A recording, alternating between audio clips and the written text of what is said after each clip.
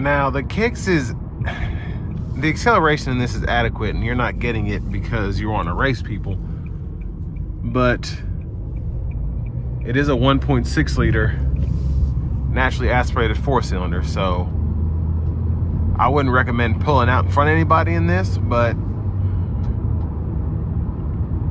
it has power, just very, very little. But with this being a lighter car as well, you really don't need as much as you would in, let's say, a pickup truck.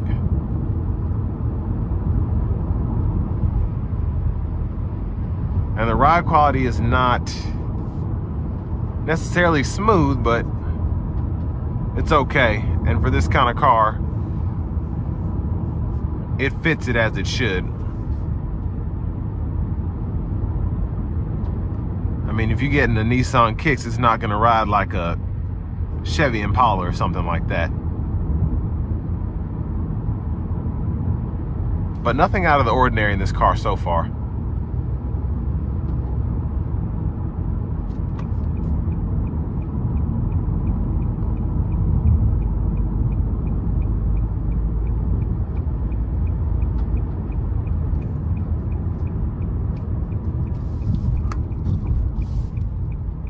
And I do like that we don't have a sport or an eco mode here, because there's really no need for it. When you have a car like this, you just drive it normally. An eco or a sport mode is not really going to make a big difference.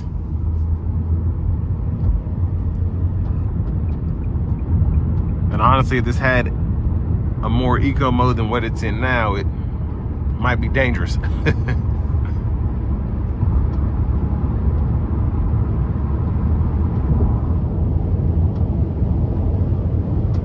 But definitely a big plus is having the intelligent cruise control on this, as well as the blind spot monitors.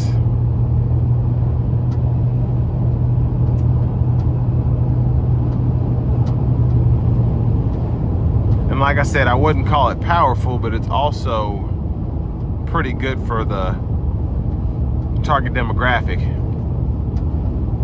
If you're more worried about having 30 miles per gallon, then you're probably not going to expect it to do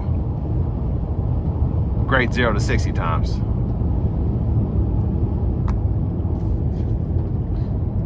But all in all, it's just a decent car for the money. Now, of course, you may or may not have issues with the CVT down the road, but I always recommend getting rid of a car as soon as it's out of warranty anyway, or get an extended warranty.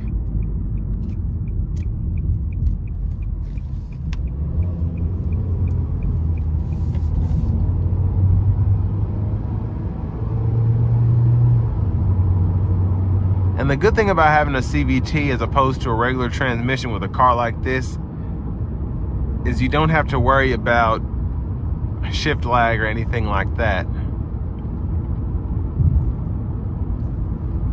And you really need all that you can when you're trying to accelerate in this car.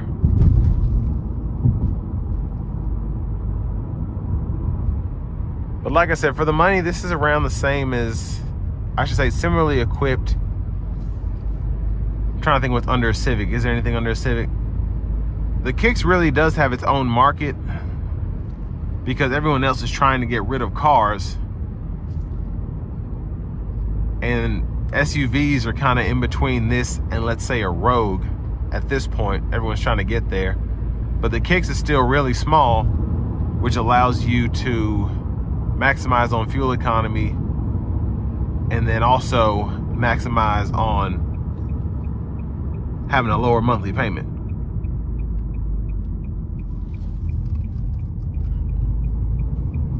Give it one pull here. Like I said, I don't get a thrill out of driving this, but it gets the job done. And with all that being said, this will bring me to the end of my review of the new 2023 Nissan Kicks SR.